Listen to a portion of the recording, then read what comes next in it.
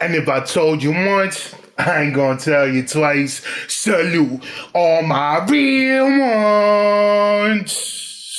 Yeah. Listen, champ, we got the real Kodak Black story. It's all about bread and tunnel vision and Kodak Yellow and damn, what's the song that he did that inspired Kodak Yellow? I'm not gonna remember the goddamn name of the song. But yeah, we gonna get straight to the video. Like button, subscribe, on notification bell, press host. Let's go. Yeah, bro. I'm from the project, bro. I wasn't supposed to be here, dog. You know what I'm saying? I sacrificed, dog. For real, bro. I sacrificed, dog. I wasn't supposed to be here, bro. For real. And they say, boy, you will never be shit. All the songs that you make never turn into a hit. No care if you go platinum, I won't buy your shit. All haters do me a favor, melee bananas and split. And they say, jit, you will never be rich. Dyson Octave was born June 11, 1997 in Pompano Beach, Florida. He was raised by his mother in a public housing project named Golden Acres. Residents of Golden Acres have stated you don't really see a clear path to prosperity there. You're probably going to stay in Golden Acres forever. With 4 older siblings, is that Golden Acres? Because that don't look like the projects. He says he never really got a chance to be a kid. At a young age, he says the only opportunity he saw for when he grew up was selling drugs with a gun on his hip or rapping. But when he was just in elementary school, he was introduced to his first low-budget studio, which also happened to be in the back of a local trap house. It's crazy. He was invited over after the older guys. Kodak got bars. Like I really like his flow. Like I feel like Dyson had ambitions of writing his own. Because he slurs his words, people really don't realize he be spitting. To broaden his vocabulary, but was never too fond of school. He started going to the trap every day after school and rapping on their microphone. At the time, he was just a kid and wasn't selling drugs like some of the older guys in there, but he was watching their every move and inevitably started to look up to them and how they kept themselves up. In the 5th grade, he was expelled from his school for frequent fighting with other kids. Unfortunately, this would only be the start of his now long list of troubles.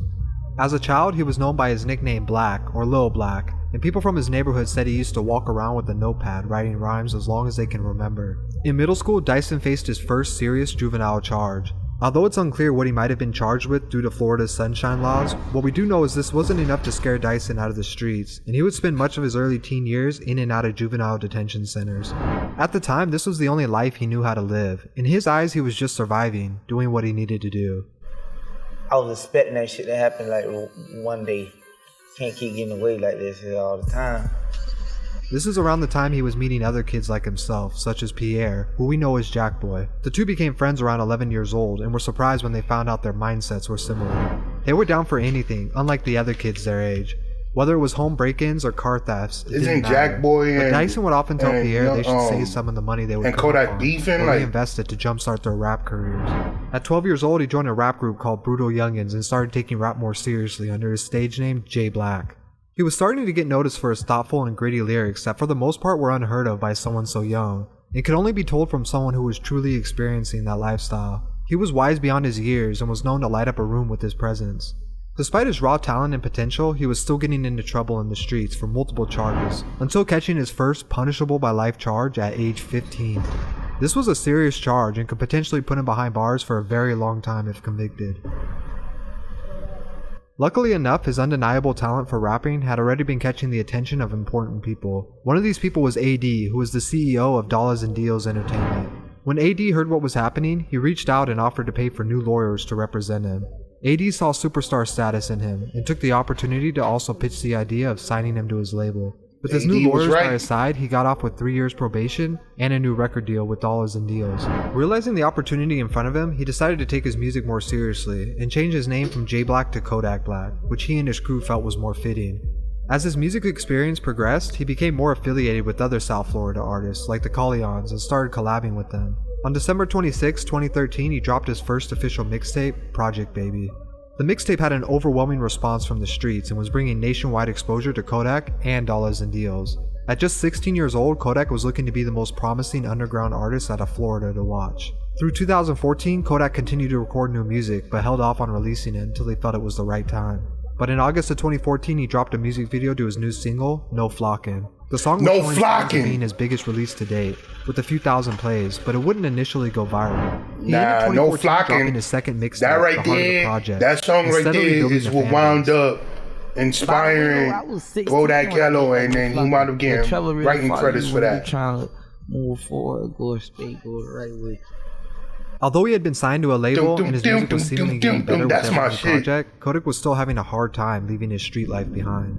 Music came easy to Kodak, and with his career slowly on the rise, it seemed like trouble was the biggest issue he had. He admits to still being in the streets during this time, despite already being booked for shows and making a little money off of rap. In 2015, Kodak was arrested multiple times for petty crimes such as marijuana, but also serious allegations like robbery. But while his legal problems were on the rise, his work ethic was unchanged, and in October of 2015, he dropped another single titled Skirt. According to Google Trends, this song can be directly tied with jumpstarting Kodak's career, and gaining him co-signs from other major artists like Drake, who were seen bumping the song. With Skirt beginning to circulate, it also brought more attention to his older releases, such as his mixtapes and of course No Flockin', which would begin to trend upward over a year after its release.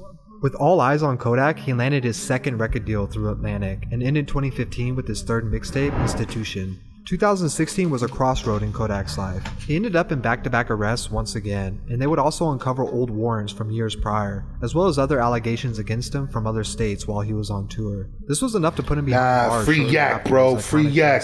Keep him free. It was a scary situation, and Kodak was facing 50 plus years for some of his charges. Out of all the rappers that have come out but if after, none of it would have mattered. Let's say 20, he spent all of summer 16 locked up, 2013, and an additional 4 months later in Kodak in my top he still 5. managed to drop his fourth mixtape, Lil Big Pac, which was his first tape to feature other mainstream artists like Gucci Mane and his favorite rapper growing up, Boozy Badass. Into 2017, Kodak continued to record new music for his upcoming debut album, as well as dropping snippets on Instagram that brought massive amounts of hype to the tape.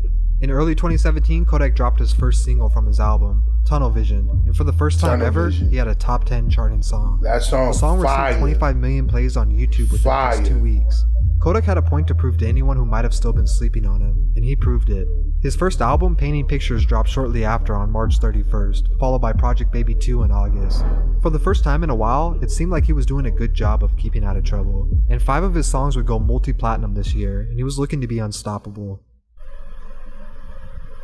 Unfortunately, in early 2018, Kodak found himself once again behind bars for marijuana and possession of a firearm. This would put him away for over 7 months until being released in August of 2018, to where he immediately got to work on his second album, Dying to Live. The lead single, ZZ, as well as the album itself would both go #1 on the Billboard 100. Fire. For someone who had been spending so much time in and out of jail to go #1, showed just how resilient and talented Kodak really was. But it seems like the more successful he got, the bigger the target on his back got as well. In May of 2019, Kodak was on his way to perform at Rolling Loud Festival in Miami.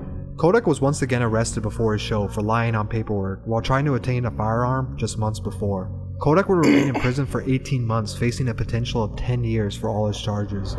On November 11, 2020, Kodak released his third album, Israel from Behind Bars, but the album would only sell 16,000 copies his first week, which was substantially lower than the numbers he had shown before. While behind bars, it was hard for Kodak to really promote and hype up the tape. His criminal history was finally starting to catch up to him and potentially harm his career in a major way.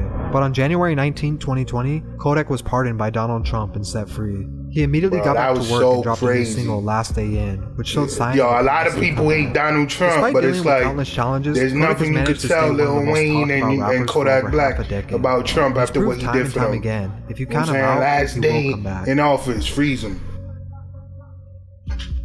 That's crazy.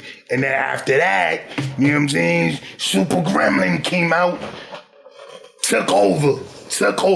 One of the hardest songs, was it 2020, 2021? One of the hardest songs of the year, bro.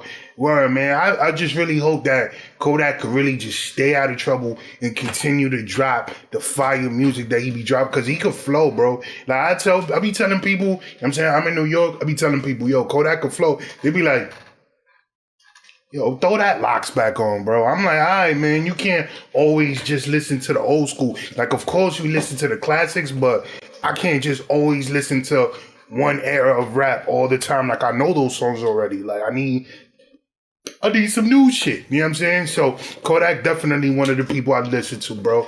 But yeah, man, let me know what y'all thought about the video. Leave a comment in the comment section. My name is Rain. Catch you on the flip side. RC, wait for it.